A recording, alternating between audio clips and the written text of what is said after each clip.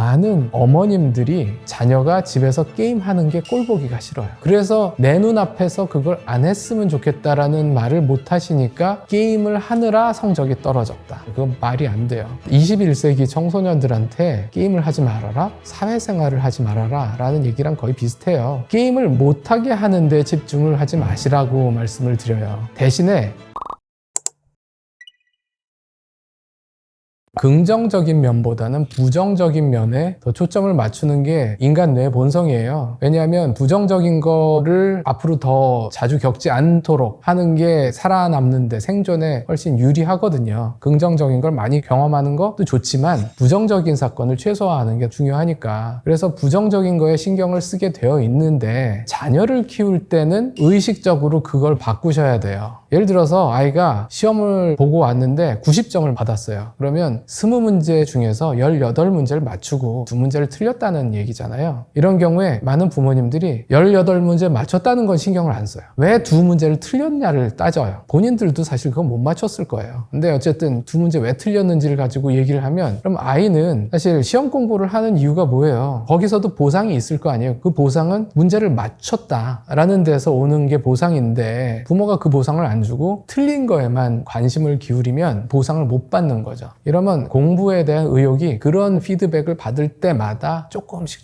깎이는 거예요. 근데 많은 부모님들이 거꾸로 생각을 하시죠. 우리 애가 다 잘하는데 이것만 고치면 훨씬 잘하게 될 것이다 라고 생각하시니까 그 틀린 거에 집중을 하시는 건데 결코 좋지 않습니다. 18개 맞췄다는 걸 알아보고 인정을 해주신 다음에 야 근데 이건 왜 틀렸을까? 라고 같이 생각해보자 라는 식으로 접근하는 건 오케이. 근데 다 거두절미하고 왜 틀렸니? 또 틀렸니? 왜? 이런 식으로 가는 건 도움이 안 된다. 자녀가 어떤 집안일 제대로 하고 아무 문제 없이 집에서도 잘 지내고 학교에서도 잘 지내면 많은 부모님들이 신경을 안 써요. 신경 안 써도 잘 돌아가고 있으니까 관심을 안 가지는 거예요. 그런데 애가 조금 사고를 쳐. 그럼 그때 갑자기 버럭 화를 내고 신경을 쓰는 거예요. 그러면 아이는 어떻게 보상을 받느냐? 아까 말씀드렸듯이 아이에게 제일 중요한 보상이 부모의 관심과 인정인데 애가 잘할 때는 관심을 안 줘. 보상을 안 주는 거예요. 근데 사고를 치니까 관심을 주네? 그 아이한테는 내가 보상을 좀 받으려면 관심을 좀 끌려면 사고를 치는 수밖에 없구나. 관심 끄는데 직방이네? 라는 생각을 할 수밖에 없잖아요. 애를 자꾸 삐뚤어지게 나가게 만드는 그런 보상 체계를 부모님이 스스로 구성을 하시는 거예요. 잘할 때 알아보고 인정을 해주세요. 못할 때는 잘할 때 주던 보상을 잠깐 끊는 거예요. 그게 원래 바람직한 보상 체계예요. 잘할 때 주던 보상이 없으면 잘못했을 때 보상을 주게 됩니다. 자녀 훈육의 핵심은 통제예요. 어떤 장소, 어떤 때에 해도 되는 행동하고 하면 안 되는 행동을 부모가 알려줘야 돼요. 그게 모든 훈육의 기본입니다. 그래서 통제를 안 하는 부모? 그건 큰일 난 겁니다. 잘못된 건데 강한 통제라기보다 비일관적인 통제는 문제예요.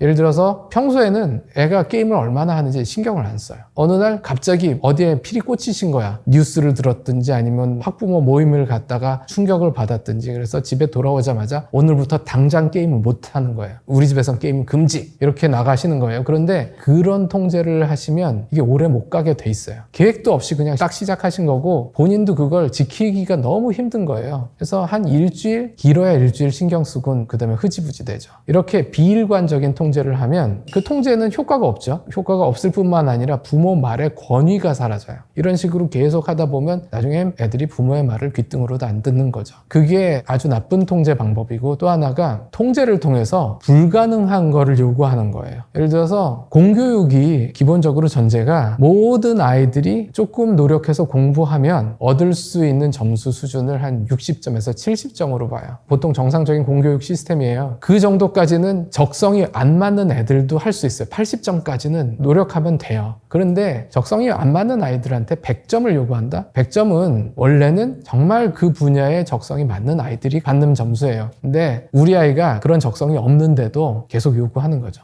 쥐어짜는 거고 그런 식으로 조금 쥐어짜면 100점을 일시적으로 받을 수 있어요. 근데 그 공부에 대한 모든 의욕이 사라지고 공부에 학을 띠게 되는 거예요. 다시는 내가 공부하나 봐라. 결심만 굳게 만들 뿐이지 장기적으로는 전혀 효과가 없습니다. 그러니까 일관적이지 않은 통제 그리고 통제를 통해서 불가능한 걸 요구하는 거 이 두 가지는 나빠요. 하지만 통제 자체는 꼭 필요합니다.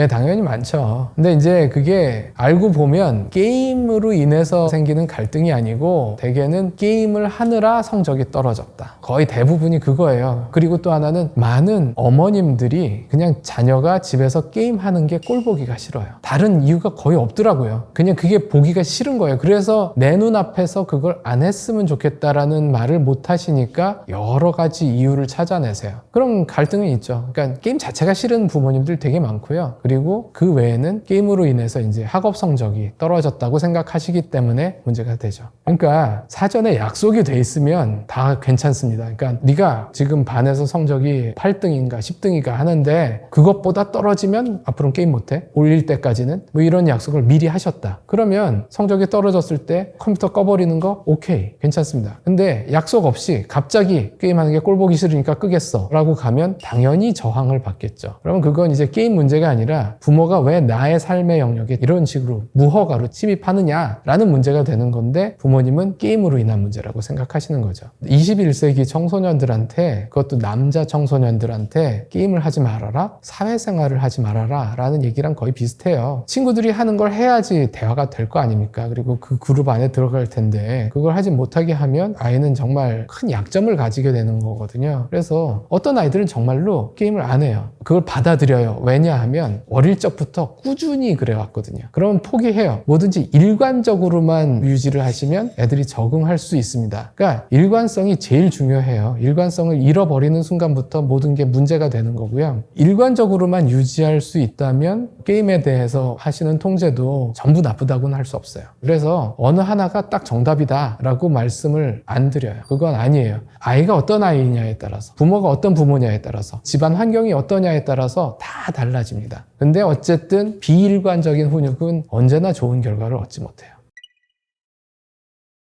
게임을 못하게 하는데 집중을 하지 마시라고 말씀을 드려요. 왜냐하면 하지 않는 거는 학습이 아니에요. 이거 대신에 다른 걸 하는 걸 배우는 건 학습이에요. 근데 이걸 못하게 한다? 그건 학습이 아니라 그걸 학습 심리학에선 소거라고 불러요. 그냥 보상을 안 주면 사라지는 거예요. 근데 게임이라는 건 늘 보상을 주거든요. 그러니까 게임을 못하게 한다는 거에 목표를 두지 마시라. 대신에 중요한 일을 먼저 하는 걸 목표로 두시라. 그래서 다 하고 나서 게임하는 건 오케이 로 가시라는 거예요. 그럼 중요한 일이 뭐냐? 결국 아이가 평생 동안 살아가는데 계속 도움이 되는 그런 3대 요소가 있거든요. 첫 번째가 건강에 관한 거예요. 제때 씻고 제때 자고 제때 먹는 거죠. 이 습관을 가져야지 어른이 되어서 건강하게 살 수 있어요. 어린아이일 때는 제때 안 씻어도 건강합니다. 밥 제때 안 먹어도 건강해요. 잠도 조금 적게 자도 건강 유지됩니다. 그런데 이땐 부모가 강제적으로 제때 자게 습관을 만들어야 돼요.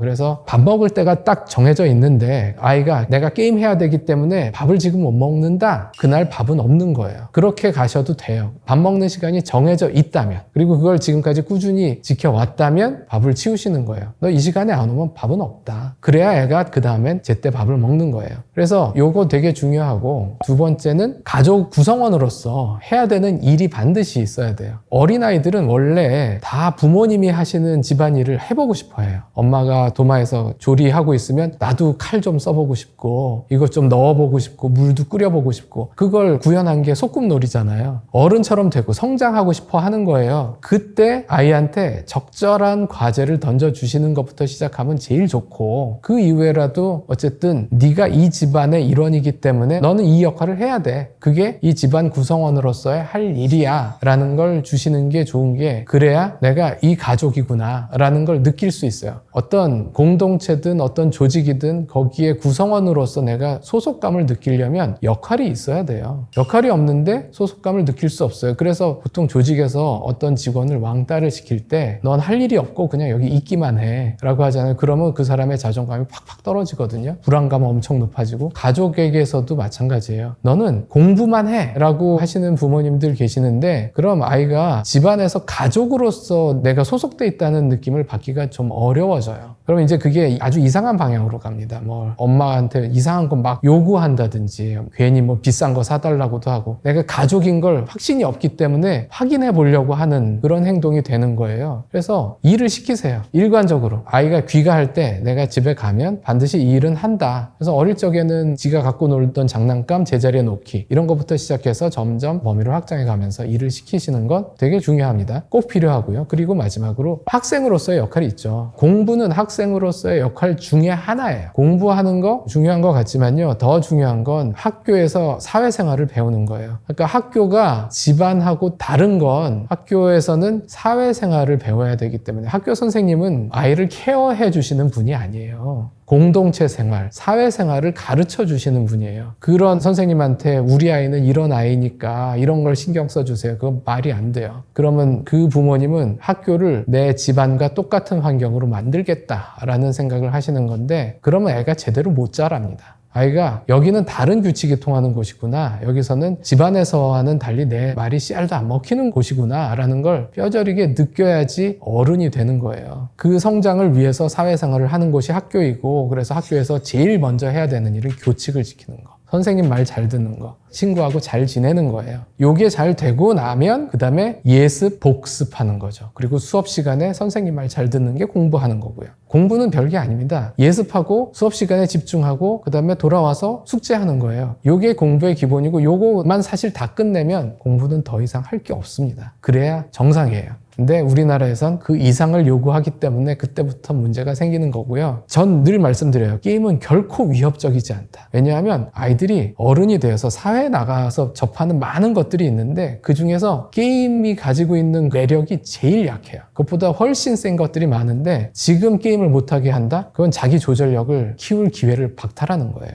지금은 자기가 해야 될 중요한 일을 먼저 하고 게임하는 그 습관을 키우면서 그걸 통해서 자기 조절력의 어떤 기본 자양분을 키워야 되는 시점이에요. 부모가 무조건 못하게 하는 거 장기적으로 결코 좋지 않습니다. 우리가 게임에 중독될 때가 언제냐면요. 스트레스가 많을 때예요. 스트레스가 많은 상황에서는 모든 게임이 도피처가 되죠. 게임은 상상을 제공을 하거든요. 안전하게 모험할 수 있고 그래서 내가 뭔가 안전하게 성취를 할 수 있는 그것도 되게 간편하게 성취할 수 있는 그런 곳을 제공을 하고 그리고 성취에 대한 피드백이 아주 정확해요. 좋은 피드백의 조건이 행동을 한 직후에 주어질 것 그리고 긍정적인 면 중심으로 제공을 할 것. 현실 세계에는 그런 피드백을 주는 곳이 거의 없어요. 근데 게임은 사실 총 쏘는 총싸움 게임을 할 때 상대 헤드샷을 하면 헤드샷 했다고 그 직후에 딱 보여주잖아요. 그 타격감이라고 하는 피드백을 주잖아요. 그리고 헤드샷이 어려운 만큼 점수를 많이 주죠. 그게 긍정적인 면 중심으로 주는 피드백이거든요. 그런 피드백으로 가득 차 있어요. 그래서 게임은 일단 시작한 다음에 계속 하기 쉽게 되어 있는데 그런 게임도 중독까지 되려면 스트레스가 심해야 된다. 사실 제가 제일 게임이 매력적일 때가 언제냐면 보고서 마감을 앞두고 있을 때 해야 될 일이 많을 때 그때 무슨 게임이든지 다 재밌어 보여요. 그때는 사실 광고도 재밌어 보여요. 그러니까 그때 뭐든지 도피할 수 있는 것이라면 다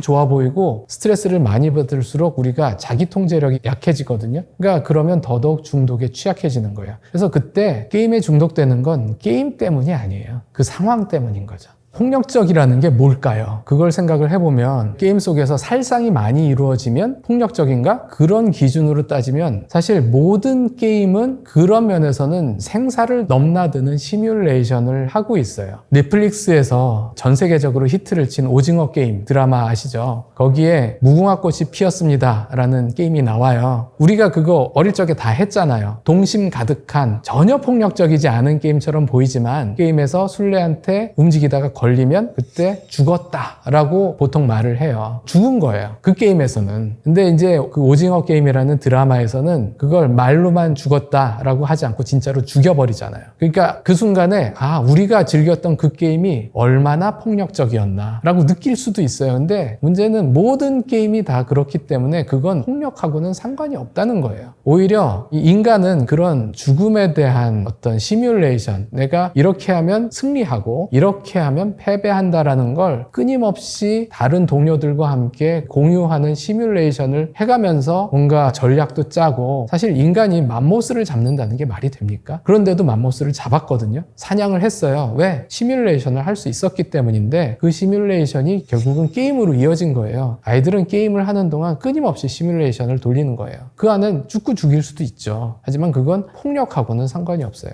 나쁜 게임은 사실은 없습니다. 근데 어떤 게임이든지 나빠질 수는 있어요. 그 사람이 처한 상황에 따라서, 그 사람이 얼마나 스트레스를 받고 있느냐, 그 사람의 주변 환경이 얼마나 도피처를 유도하고 있느냐에 따라서 그 게임이 도피처로서의 기능을 하는데, 일단 도피하고 나면 빠져나오기가 쉽지가 않고 계속 거기서 도피하고 있으면 점점 페인이 돼가는 거잖아요. 그래서 그건 나쁠 수 있습니다. 그리고 또 하나가 누구랑 하느냐가 되게 중요해요. 그러니까 카트라이더를 해도 그 카트라이더 속에서 배신과 반칙, 불법, 심지어 카트라이더 하다가 사이버 범죄자가 될 수도 있어요. 나쁜 친구들이랑 하다 보면. 반면에 총질하고 막 서로 죽고 죽이는 게임에서 의리와 명예를 배울 수도 있어요. 누구랑 하느냐가 되게 중요합니다. 언제 어떤 상황에서 하느냐, 누구랑 하느냐가 중요하지 게임 자체는 의외로 중요하지 않습니다.